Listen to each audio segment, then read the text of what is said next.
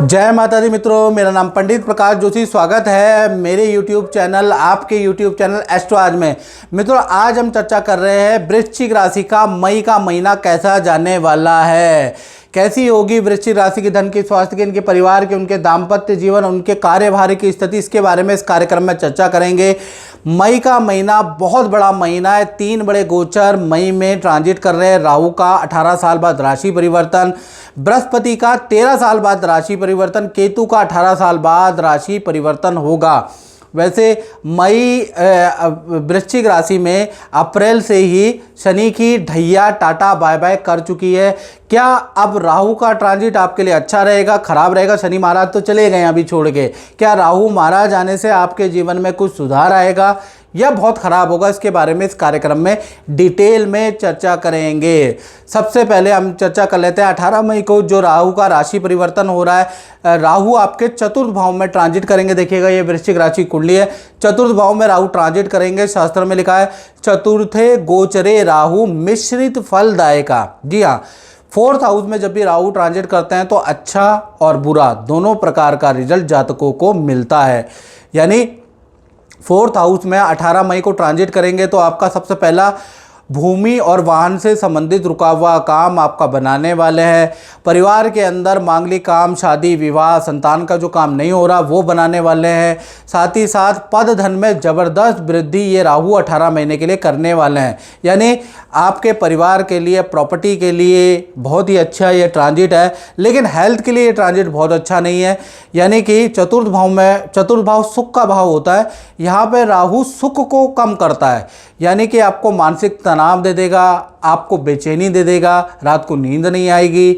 साथ ही साथ नसों की प्रॉब्लम, सर दर्द की प्रॉब्लम रहेगी, इन्फेक्शन बढ़ जाएगा, घर में चोरी भी होगी। यानी कि कुछ ऐसी समस्याएं भी राहु के कारण ही आपको सहनी भी पड़ेगी। यानी राहु का शुभ फल भी आपको मिलेगा और राहु का अशुभ फल भी आपको मिलेगा। और ज़्यादा डिटेल जानकारी के लिए आपको मेरे YouTube चैनल एस्ट्रो आज में जाकर वृश्चिक राशि की राहु महाराशि परिवर्तन की वीडियो देख लीजिएगा। पूरे डिटेल में बनाइए तो आपको ज़्यादा पता चल जाएगा। और ज़्यादा डिटेल में जानकारी चाहिए मित्रों तो 7210124289 मेरा व्हाट्सएप नंबर आ रहा है ना, इस पर कॉल नहीं करनी, इस पर व्हाट्सएप कीजिएगा। नाम, date of birth, time of birth, place of birth आप भेज के, हल्का हमने टेलीफोनिक शुल्क रखा हुआ है वो आप पे करके, यूट्यूब की हिस्ट्री में सबसे कम शुल्क हमारा ही है क्योंकि मुझे आपसे प्यार है, आप मेरे सब्सक्राइबर है, फॉलोअर है, इसलिए हमने कम रखा है ताकि आपकी भी सेवा हो पाए। तो आप वो पे करके, हल्का शुल्क पे करके मुझसे कोई टेलीफोनिक कुंडली दिखा सकते हैं और हेल्थ के कुछ उपाय कर सकते हैं, वो कुंडली देख के ही पता चलेंगे। चलिए, अब मई का महीना कैसा रहेगा इसके बारे में चर्चा कर लेते हैं। और मई के महीने में वृश्चिक राशि के साथ एक नहीं, 5 नहीं, 7 घटनाएं होती हुई नजर आएगी। यानी 7 घटनाओं से भरा हुआ मई का महीना रहेगा। पहली घटना के बारे में जिक्र कर लेते हैं। पहली घटना ये होगी, आपकी राशि के स्वामी मई के अंदर 9वें भाव में बैठे हैं। तो यानी कि 9वां भाव धार्मिक चीज़ों का होता है, भाग्य का होता है। तो कहीं ना कहीं वृश्चिक राशि वालों की खूब तीर्थ यात्राएं कहीं ना कहीं मई में होती हुई नजर आएगी। इस मंदिर से उस मंदिर में आप जाते हुए नजर आएंगे, खूब सारी तीर्थ यात्राएं आप करेंगे। साथ ही साथ हेल्थ के लिए देखा जाए तो एलर्जी की समस्या, स्किन की प्रॉब्लम आपको हो सकती है। बाकी मई का महीना सब कुछ हेल्थ के लिए नॉर्मल है। छोटी मोटी स्किन और एलर्जी की प्रॉब्लम आपको रह सकती है। दूसरी घटना के बारे में बात करें तो वृश्चिक राशि के धन भाव से जुड़ी हुई दूसरी घटना होगी। धन भाव के स्वामी यानी बृहस्पति 7वें भाव में बैठे 13 मई के बाद अष्टम में गोचर करेंगे। तो 1 तारीख के से लेकर 14 मई तक धन का फ्लो आपका नॉर्मल रहेगा, जैसा है वैसा ही रहेगा। हाँ, LIC FD में कुछ धन खर्च आपका हो सकता है, उसका योग नज़र आ रहा है। लेकिन धन के फ्लो में कोई भी 14 तारीख तक आप कोई ज़्यादा खास परिवर्तन नहीं देखेंगे।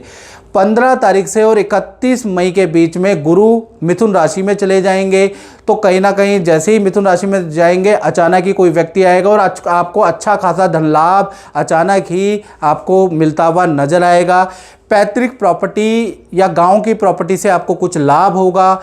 अचानक ही आपको आपकी क्रय विक्रय से आपको लाभ होगा, यानी आपकी प्रॉपर्टी के खरीदार मिल जाएंगे, अचानक ही आपको बयाना देके जाएंगे, उसके योग नज़र आ रहा है। सोना चांदी शेयर से भी आपको लाभ होगा, यानी बृहस्पति का जैसे ही ट्रांजिट मिथुन राशि में आपके अष्टम भाव में होगा, आपके लिए तो माला माल वाली स्थिति रहने वाली है, यानी धन का फ्लो 15 तारीख के बाद बहुत अच्छा है। तीसरी घटना के बारे में बात करें तो तीसरी घटना का संबंध आपके परिवार भाव से है। परिवार भाव के स्वामी यानी शनि बैठते हैं। शनि इस समय पे 4 ग्रहों के साथ हैं, राहु शनि शुक्र बुध, ये चारों ग्रह एक साथ युति मार के बैठे हैं, यानी कि परिवार भाव के स्वामी पिशाच योग में बैठे हुए हैं। तो 1 तारीख से लेकर और 17 तारीख तक तो भाई घर के अंदर किसी सदस्य के कारण कलेश रहेगा, घर के अंदर थोड़ा सा नौकरों को लेकर परेशानी रहेगी, नौकर या कर्मचारी अचानक काम छोड़ के चले जाएंगे, उससे आपको परेशानी रहेगी, या घर से संबंधित कुछ हल्का फुल्का रेनोवेशन जो आप करा रहे हैं तो ठेकेदार से आपको परेशानी रहेगी। घर के अंदर बाथरूम टाइल का काम, बिजली का काम होता हुआ नजर आएगा। तो 17 तारीख तक तो घर अस्त व्यस्त ही रहने वाला है।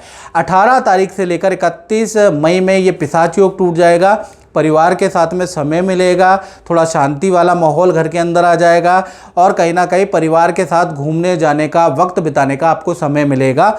यानी 17 तारीख तक तो अशांति का माहौल ही रहने वाला है। बात करें चौथी घटना की, तो चौथी घटना का संबंध वृश्चिक राशि वाले उनसे जिनकी संतान है, चाहे छोटी संतान है या आपकी बड़ी संतान है, या फिर आप विद्यार्थी हैं। तो संतान भाव के स्वामी गुरु पहले सप्तम भाव में होंगे, फिर ट्रांजिट करेंगे अष्टम भाव में, यानी कि मई का महीना 2 भागों में बढ़ता है।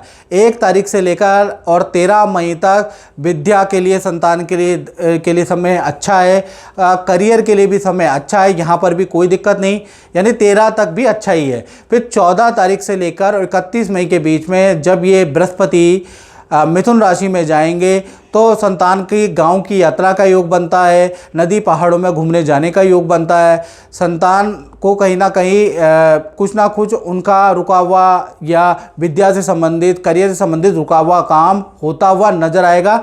यानी बृहस्पति जैसे ही अष्टम भाव में जाएंगे संतान को अच्छा रिजल्ट मिलेगा, लेकिन अष्टम भाव में संतान को सर्दी की, निमोनिया की, पीलिया की समस्या भी देता है। यानी छोटी बड़ी संतान को थोड़ा खान पीन में ध्यान रखना है, खासकर 13 मई के बाद, क्योंकि पीलिया निमोनिया की समस्या भी बढ़ा सकता है। साथ ही साथ 5वीं घटना के बारे में बात करें तो 5वीं घटना यानी कि सूर्य उच्च के है और 5वीं घटना का संबंध नौकरी वालों से जो जॉब करते हैं। तो सूर्य के उच्च के होने से नौकरी के अंदर ड्रास्टिक बड़े बदलाव होते हुए नजर आएंगे। यानी नौकरी के अंदर एक तो सीनियर आपकी बहुत तारीफ करने वाले हैं, आपके काम की अप्रिशिएट करने वाले हैं, साथ ही साथ आपको करियर में, नौकरी में कोई सम्मान मिलता हुआ, कोई अवार्ड अचीव करते हुए आप नज़र आएंगे। आपकी अच्छी सेल होती हुई नज़र आएगी मई के महीने में और आपको पद का, धन का लाभ होता हुआ नज़र आएगा। यानी 1 से 31 में आपके लिए बहुत ही अच्छा रहेगा, यानी कि जॉब के लिए तो बहुत ही अच्छा मई का महीना रहने वाला है। साथ ही साथ छठी घटना के बारे में बात करें तो इसका संबंध होगा आपके दाम्पत्य जीवन से। यदि आप वृश्चिक राशि हो और आप लव कपल है या पति पत्नी हैं तो दाम्पत्य सुख के स्वामी गुरु सप्तम भाव में बैठे, फिर ट्रांजिट करेंगे अष्टम भाव में। तो दाम्पत्य सुख चाहे लव कपल हो, पति पत्नी हो, 2 भागों में बढ़ता है। 1 तारीख से लेकर और 13 मई तक पार्टनर के साथ में तीर्थ यात्रा में जाने के योग हैं। पार्टनर के करियर में अच्छी सेल होती हुई नजर आएगी। रिलेशनशिप के लिए भी 13 मई तक यानी समय अच्छा है। फिर 14 तारीख से लेकर और 31 मई तक देखा जाए तो पार्टनर, वैसे तो रिलेशन पूरा ही महीने में अच्छा है, लेकिन 14 तारीख से 31 मई में बृहस्पति मिथुन राशि में गोचर करेंगे, आपके अष्टम भाव में गोचर करेंगे, जो पार्टनर का स्थान परिवर्तन करवाता है। यानी कि करियर में या तो पोजीशन चेंज हो जाएगी या जहां आपका पार्टनर रह रहा है वहां से स्थान परिवर्तन हो जाएगा, या करियर में बड़ा परिवर्तन, प्रोजेक्ट में बड़ा चेंज 14 तारीख के बाद होता हुआ नजर आ रहा है। तो पार्टनर के जीवन में बहुत बड़ा परिवर्तन बृहस्पति के ट्रांजिट से मई के अंदर ही होता हुआ नजर आएगा। हालांकि रिलेशनशिप वंडरफुल है। इसी प्रकार से 7वीं और अंतिम घटना के बारे में बात करें, वो होगा जो फैक्ट्री, दुकान चलाते हैं, अपना काम करते हैं, शोरूम चलाते हैं उनके लिए। तो उनके लिए मई का महीना कैसे जाएगा चलिए जानते हैं। तो यहाँ पर सूर्य देव, क्योंकि व्यापार के स्वामी सूर्य हैं, सूर्य मेष राशि में बैठे हैं, उच्च राशि में बैठे हैं, तो कहीं ना कहीं मई का महीना सारी व्यापार से संबंधित परेशानियों को जड़ से काटने वाला रहेगा। पहला तो जो सरकारी जीएसटी, इनकम टैक्स, सरकारी जो बाधाएं चल रही हैं वो दूर होता हुआ नजर आएगा, उसका हल मिलता हुआ मई में नजर आएगा। दूसरा, सरकारी कोई कॉन्ट्रैक्ट आपको मिल सकता है, सरकारी कोई डील आपको मई के महीने में मिल सकती है, और साथ ही साथ अच्छी सेल होती हुई नजर आएगी। यानी पूरा 1 से 31 महीना एक तो समस्याओं का हल लाने वाला होगा, समस्याओं का समाधान आपको मिलेगा, अच्छी सेल होती हुई नजर आएगी, अच्छा कॉन्ट्रैक्ट रिन्यू होता हुआ नजर आएगा। तो व्यापारी दुकानदारों के लिए तो मई का महीना यादगार रहेगा। पहला तो सरकारी कष्ट, वाद विवाद, जो भी आपके जुडिशल में केस पड़े हुए हैं काम से संबंधित, वो सब सॉल्व होते हुए नजर आएंगे। तो व्यापारियों के लिए ये जो मई का महीना बहुत लाभकारी रहने वाला है। मित्रों, इस कार्यक्रम में बस इतना ही। मुझे दीजिए इजाज़त। जय माता दी।